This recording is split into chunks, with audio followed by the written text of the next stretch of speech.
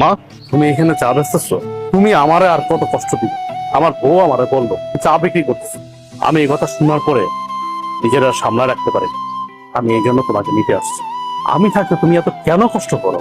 ভিক্ষা করো, চা বিক্রি করো, এত কষ্ট দরকার কি তোমার? আমি না তোমার সন্তান? তুমি না আমার জন্ম দিছো? তাহলে এত কষ্ট কেন করো আম্মা? বাবারে, কিছু কিছু কষ্ট সন্তানের ভালোবাসার জন্য করতে হয়। আমি চাই নাই ভালোবাসা, আমি শুধু চাই তুমি আমার পাশে থাকবা, সবসময় আমার পাশে থাকবা। তুমি পিছিয়ে কি করছো না করছো আমি সব ভুলে গেছি। তুমি আমাকে মাফ করে এখন তুমি আমার সাথে চলো, আমার বাসায় থাকবা, চলো। না বাবা, আমি তো তোর আগেই কইছি আমি যাব না। আমি চাই না তোর সংসারে অশান্তি হোক, তোরা ভালো থাক, এটাই আমি চাই। তুমি এটা কেমন কথা বলতেছো?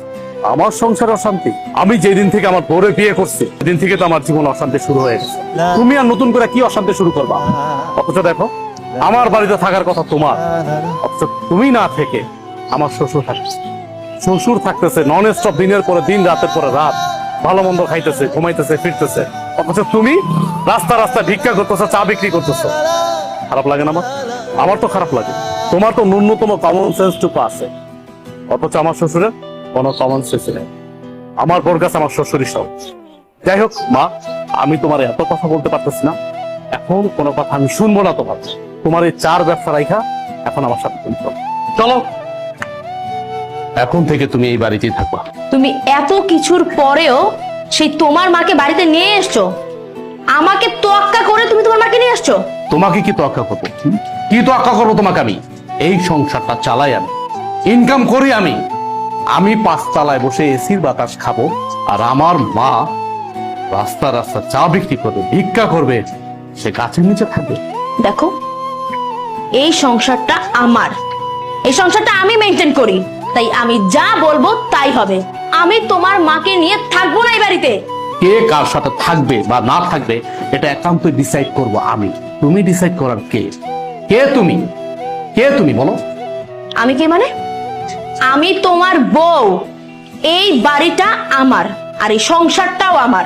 এই সংসারের সব দায়িত্ব আমি পালন করি, তুমি তো তেমন কিছুই করো না। সো আমি এই সংসারে যে ডিসিশন দিব সেটাই ফাইনাল। আর তোমার মা তোমার ছোট ভাইয়ের ঘরে টিকতে পারেনি, আমার ঘরে কেন টিকবে? হ্যাঁ, তোমার কি মনে হয় যে উনি অত ভালো একটা মেয়ের সাথে টিকতে পারলো না, আমার সাথে টিকতে পারবে? কখনোই না। আমি তোমার মাকে নিয়ে এই এক ছাদের নিচে কোনো দিনও থাকবো না। এখনো সময় আছে, তোমার মাকে বের করো। বাহ, এই বাড়ি তোমার, তোমার কথা মতো চলবে। এই বাড়ি আমার, আমি আমার টাকায় কিনেছি, পরিশ্রমের টাকা দিয়ে কিনেছি।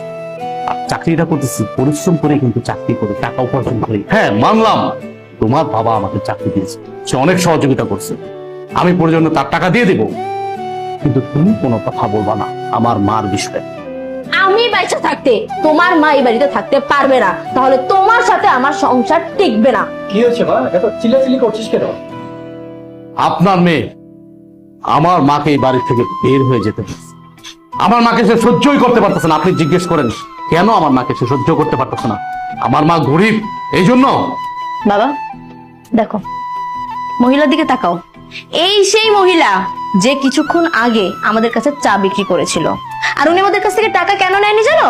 কারণ উনি আমার আদরের শাশুড়ি, আমার এই হাজবেন্ডের একমাত্র মা, ফকিন্নি মা, যার কারণে আমাদের কাছ থেকে টাকাটা তখন নেয়নি সে।